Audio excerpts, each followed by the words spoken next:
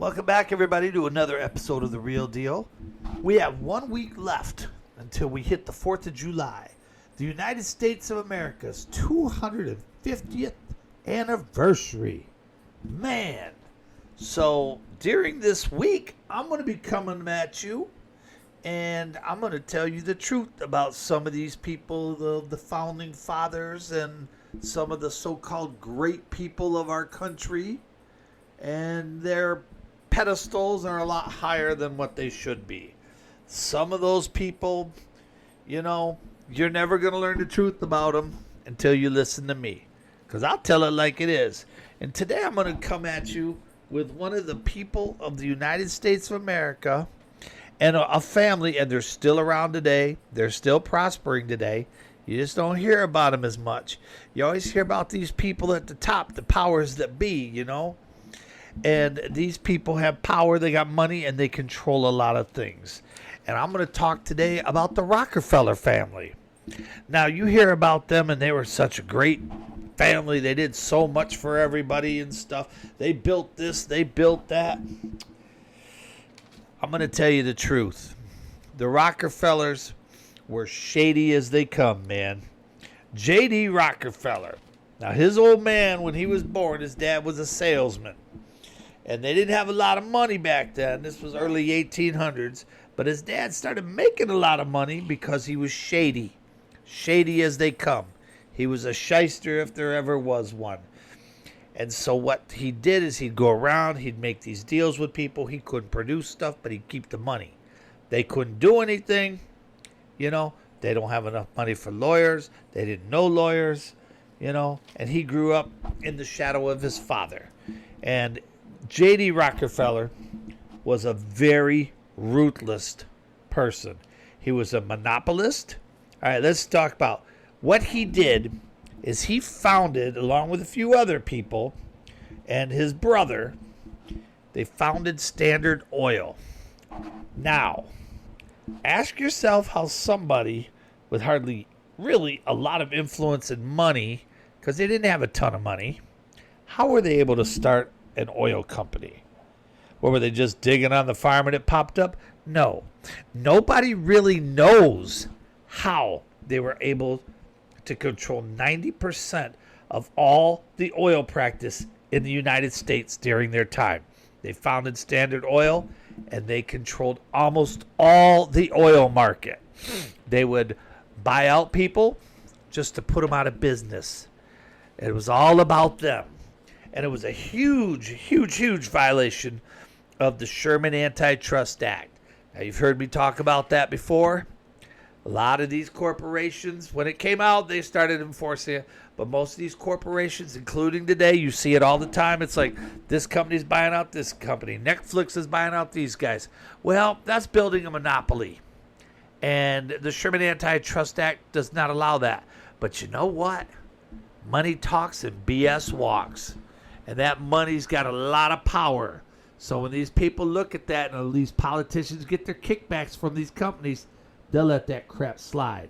And that's exactly what they did with this. Standard Oil ran over 90% of all the oil in America. That was one of the reasons after the war between the states that the Sherman Antitrust Act was made, to break up the Rockefeller family and what they were doing. They were buying everything up. They were taking care of everything. They owned everything. So the Antitrust Act, the Sherman Antitrust Act, broke it up. And they hated it. Now, you heard me talk before about Teddy Roosevelt. He actually got in there, started enforcing the Sherman Antitrust Act, started enforcing and breaking up all these corporations and monopolies. And so that's why they hated him. And they did everything they could in their power to keep him from becoming president again. They did whatever they could to keep him from being reelected. They spent a ton of money. They did a lot. And it worked. It worked. And then what happens is you got the Federal Reserve coming in. You got all kinds of stuff. You got the Great Depression happening. All that was not coincidental, people. That was set up. Who made money off of that? During the Depression, You always hear about these guys that lost all their money in the stock market and killed themselves. Yes, a lot of people did. But the rich people, the Rockefellers, the Kennedys, a lot of these people made millions off it because they knew what was coming down. They stocked up on stuff. They bought up the stocks, buy low, sell high. They knew what they were doing. These people are corrupt. Our system is not broke. It's just the way they want it. It is corrupt, and it is for the rich. It's not for the poor. It's not for the working class. It's not for the middle class. It's for the people with money. And the politicians, they're happy to work with those people. No problem. Now, the Rockefeller family, they were ruthless. They ran monopolies. They did predatory pricing on people. They controlled a lot of the people and their housing. And they ended up owning the Chase Manhattan Bank. They controlled that, which in turn, listen up, by owning that, they actually controlled a majority of the global finances because companies were going to them and they wanted loans and they wanted money and they gave it to them. But you got to pay interest and you better pay up. And if you don't pay up and you can't pay up, well, then they took over the companies. They know what they're doing. You know, JD at the time when he was alive, this was way back, late 1800s, early 1900s, he was the richest man in the world. 1.5% of the gross domestic product of the United States of America was his. That's a lot when you consider all the money in there. Now, he did a lot to this country, especially after the Great Depression, which I've said before was set up. It was not a coincidence. To this day, honestly, to this day, nobody knows the exact cause of the Great Depression.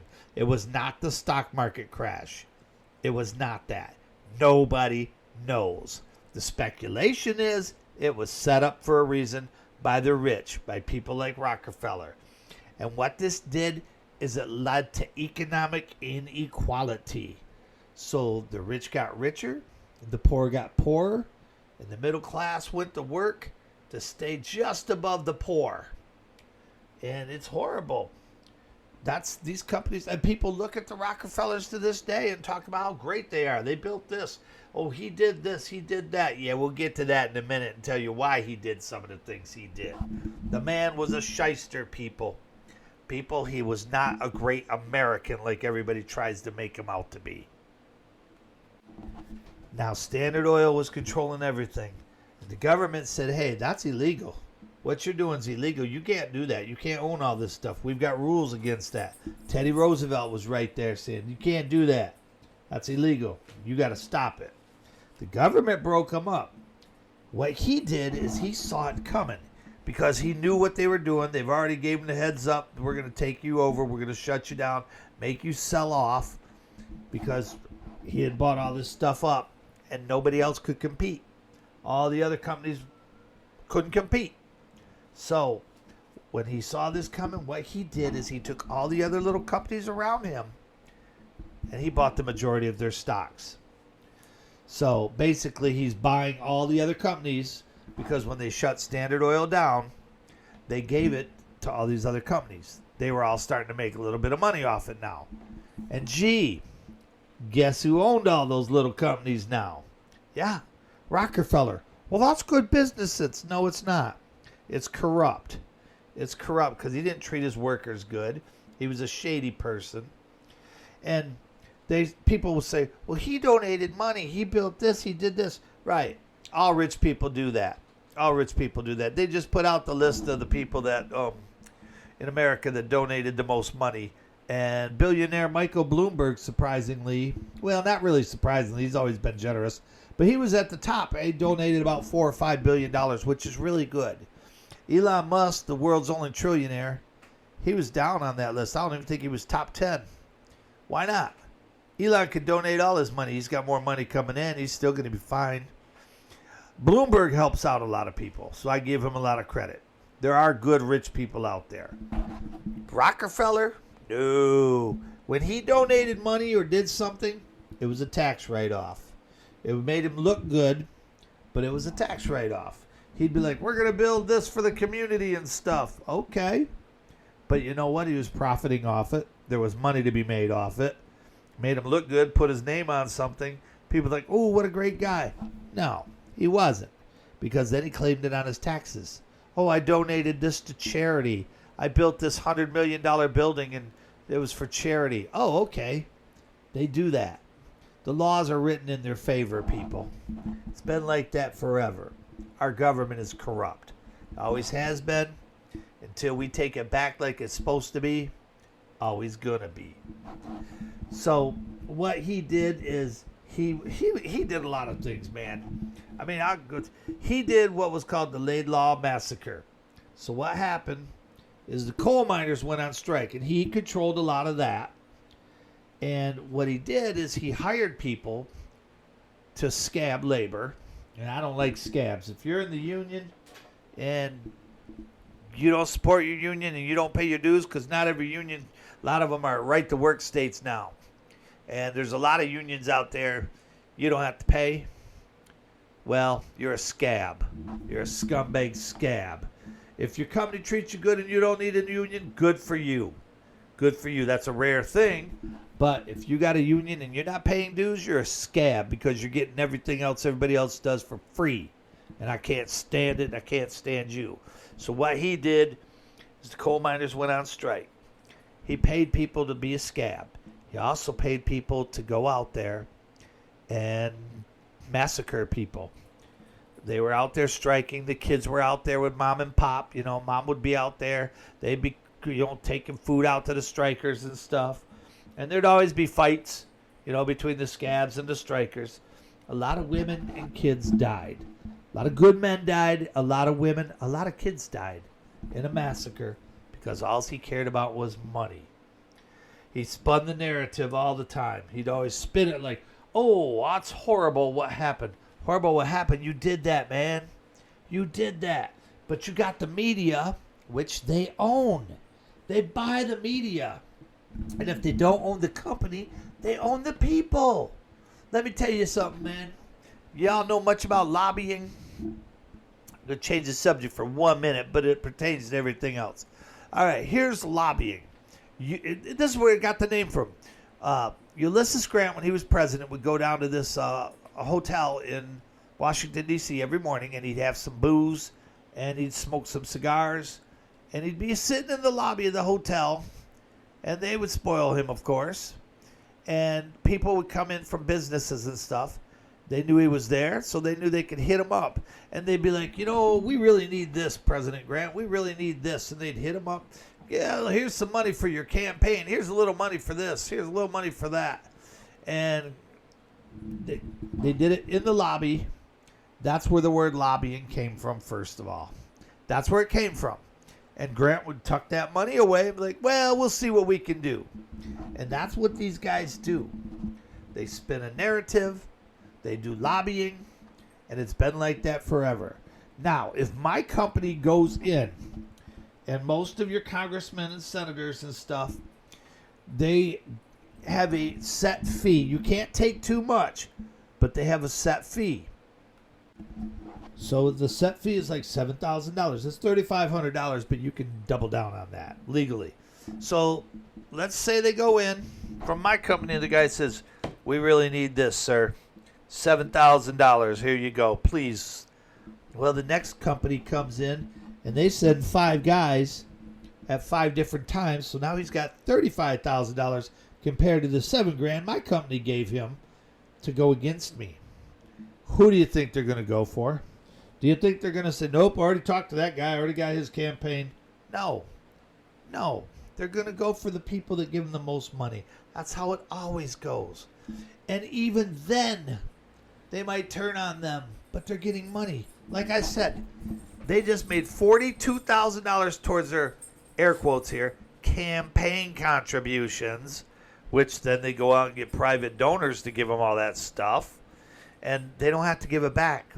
Well, they're claiming on their taxes. Do you think they're honest? They just made $42,000 in, half an hour's time maybe? Think about it, people. That's just half an hour. Let's go high. Let's say 5 hours in one day. So let's say they get more people come in. An 8-hour day, 10-hour day, they made $150,000 in one day. Campaign contributions, people. And that's what Rockefeller did. He would go in and he would pay these mothers off, man. He was a shady person. He did so much bad stuff, man. So he would buy media or have somebody else buy it for him, or he would buy stock in it. And then they would plant stories in the press. And they would put fake stories in there, flat out lies. And people believe it. The propaganda machine is stronger than ever now, but it was pretty good back then because all you had was your media outlets were your newspapers, your magazines, and those didn't come out very often, and most people couldn't afford them. But they could see the newspaper. The headline would be right there, you know, and they might have had the penny for it, but they could walk by and see that headline, and they would, oh, wow, did you see what the paper said? And it would be lies. The propaganda machine was strong then. Hitler influenced a lot of United States people, and he actually took a lot of stuff from the United States because he realized how easy it was for them to lie. But you didn't have television back then. You had telegraph, but they weren't going to get anything from that, you know. So it was basically radio and newspaper. That's what you had. And you couldn't go and fact check anything without going to the source itself, and most people couldn't do that. I mean, you got a guy in Nebraska getting a newspaper talking about J.D. Rockefeller is king of the world and loves everybody. Well, he's either going to believe it and go, well, how about that? Or he's going to be like, well, I don't believe it. I can think for myself, and I don't trust that boy. That's what you're going to get. And today, oy vey, today it's worse than ever, man. Oh, the propaganda machine is crazy. Oh, he'd be styling if it was today. So during the Great Depression, he thrived along with a lot of other businessmen. They made millions off of people. And then afterwards, when we went to war, in Europe, and he dealt with the Nazis. He made a lot of deals with them. He did a lot of bad stuff, man. Now, J.D. died, but his son Nelson carried on. He died in 1937. So when I talk about the Rockefellers, I'm not just talking about J.D., I'm talking about all of them. And so his son, he went and he started the Rockefeller Foundation, and it had lots of dealings with the Nazis. Go figure. A lot of rich people like Henry Ford dealt with the Nazis because they didn't give a damn because there was money to be made. Now, Standard Oil dealt with some Nazi companies, and they did all kinds of stuff. They dealt with this chemical conglomerate called IG Farben, and they did all kinds of stuff. They created lots of new technology, and it was pooling it for the production of synthetic oil.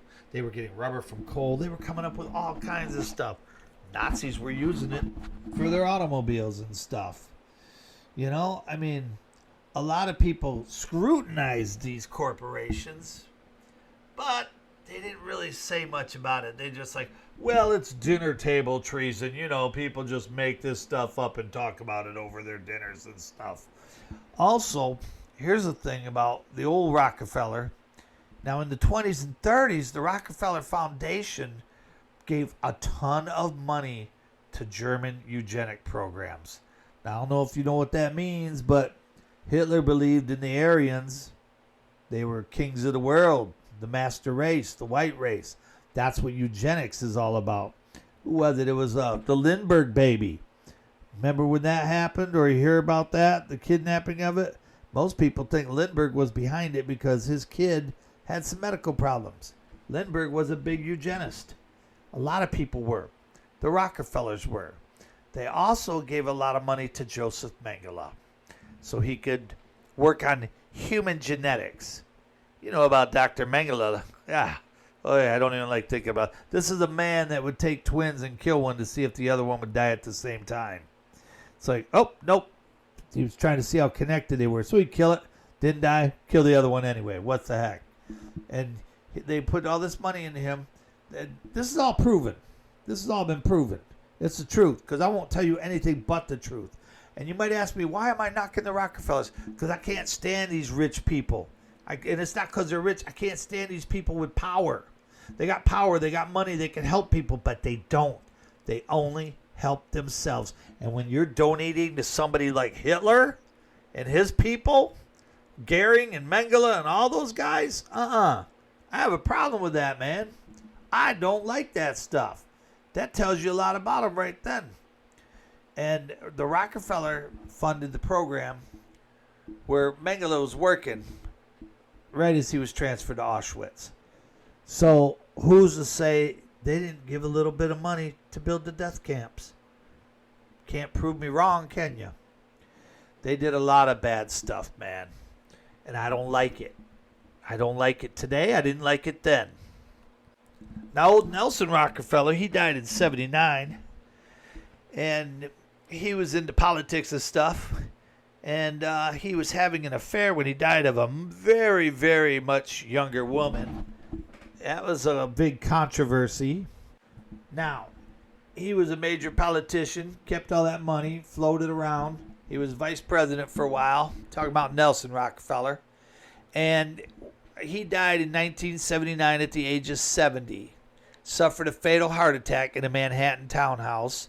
And they said when they got there that the girl, her name was Margarita or Margareta, something like that. Marshak was the last name. I remember that. It went by Megan was her first name. I take that back. Megan was the girl he had the affair with while he was married to his second wife. My bad. Margareta was the second wife. Megan was, I got a little mixed up there. Got so much to say, you know. I get wound up. Megan was the girl he was having an affair with. They found her half-dressed when the paramedics got there in the townhouse. He was 70. She was 25. She was one of his aides, interns, pulling a Bill Clinton, you know, bust out the cigar. And there was a cover-up, big cover-up. There was like an hour delay before the 911 call. You know, they were trying to get her out of there, trying to figure out how to handle the political optics of the whole situation, man. They said he died fully clothed at his desk. But the paramedics, when they got there, seen her half undressed still, panicking, and he didn't have all his clothes on. So he probably had a little heart attack while he was having a little getcha, you know what I mean? But shady people, man. But you know what? People don't care. Look what Bill Clinton did. Cheated on his wife in the White House with a chick, stuck a cigar up her hoo-hoo, up her vajayjay, and people still love the guy. You know, first of all, you're cheating on your wife. That's wrong. You don't take that.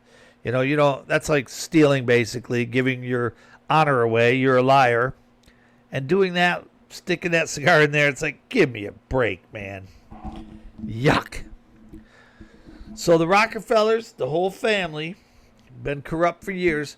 They also built a global network through. I don't know if you've ever heard of this before. I'm sure you have. The Trilateral Commission. Y'all ever hear of the Trilateral Commission? Oh, yeah. They exist. They're real. You always hear about the conspiracies with them. Well, there's a reason you hear about that. And what do they do to cover up anybody that says anything like the things I'm saying right now? You know what they'll say? It's just conspiracy theories. Put your tin hat back on, mister. That's what they do. They call you conspiracy theorists to cover up the truth because they want to turn everybody against you when I'm the good guy. They're the bad guys. He worked with the CIA. The Rockefellers worked with the CIA. They worked with Allen Dulles. Now, I don't know if you know a lot about him, but he's a shady character too.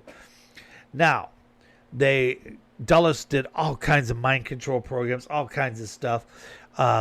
They worked with the Trilateral Commission. They worked with the Council of Foreign Relations. Now, why are they doing this? Why is a company like this working with these? Shouldn't politicians be over there doing that? Shouldn't just regular old people be working with the Council of Foreign Relations? Why is a corporation? It's a big. There's a big thing right there, a big conflict of interest, if you tell me. Well, they were investing in a lot of those companies. Doesn't matter. Why are you on the council? To get your way? No. That's bipartisanship, man. You shouldn't be on there. That's favoritism. Too much influence right there. But he worked with Alan Dulles, who was in charge of the MK Ultra mind control program. They controlled the media, the CIA, along with money from the Rockefellers and many others. They controlled the media.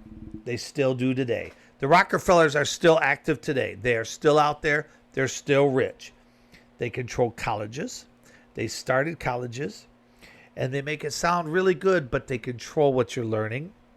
They opened up a lot of medical facilities.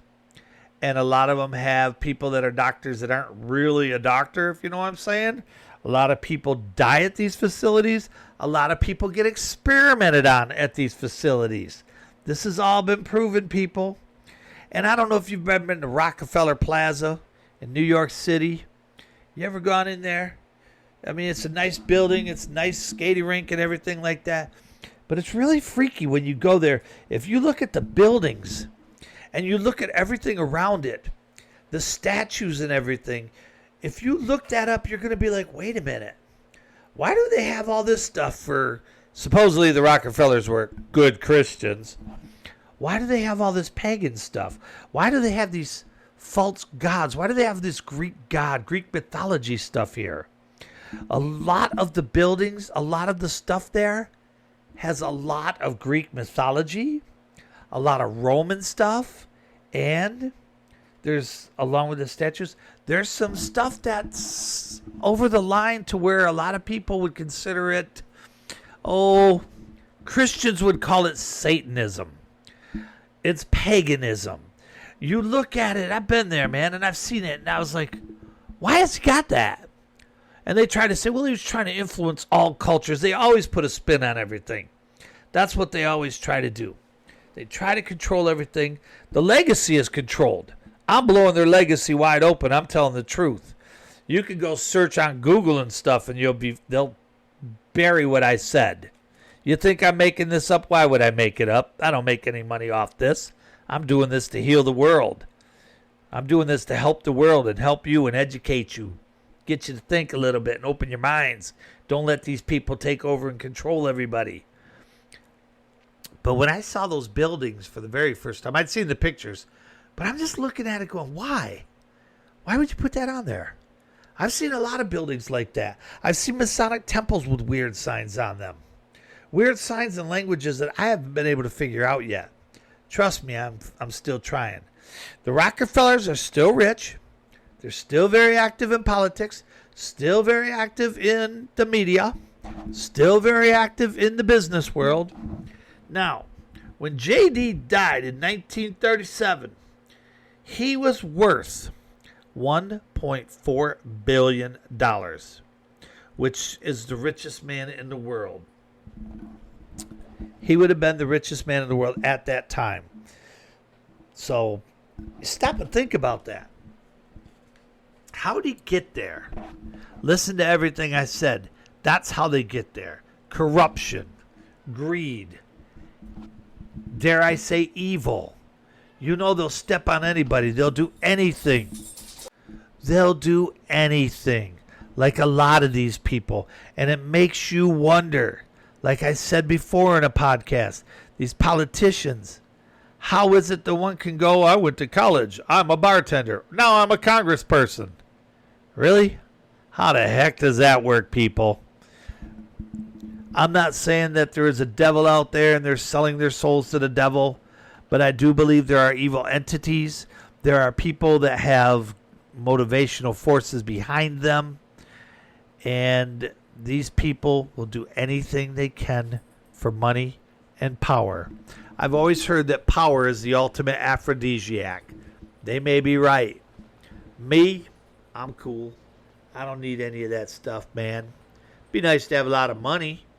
But you know why I'll never have a lot of money? Because I'd give it all away. I do that now and I don't have much. I help too many people that can't help me. I'm down and out. Where's the helping hand? Some people, God bless them, they got, good thoughts, good values. There's beautiful people still in this world. But I'm watching it daily, on a daily basis. I'm watching the rich take over. I'm watching George Soros take over. I'm watching all these people, these power, these corruption. I watch these protesters get paid to spout lies and hate. And people fall for it. And it's time we stop doing that, people. The Rockefellers are not a great family, people. I'm going to be coming at you all week long exposing these people. Not just the Rockefellers. It's going to be a lot of people. United States of America, what was it founded on? Well, Ben Franklin said, came out of the 1787 Constitutional Hall meeting, and a woman stopped him and said, well, Mr. Franklin, what do we have? A monarchy or a republic? And he says, well, ma'am, we have a republic if you can keep it. And that's the deal. The republic's been sold out. It's been corrupted. And that's the problem with this country. And that's a big problem with the world. We need to step up, be aware. The first step in anything is being aware. And I'm letting you know what's going down. I'm teaching you the real truth, the real history of the United States of America and the world. And you're getting it all right here on The Real Deal. Peace and love, everybody. Stay strong. I got your backs.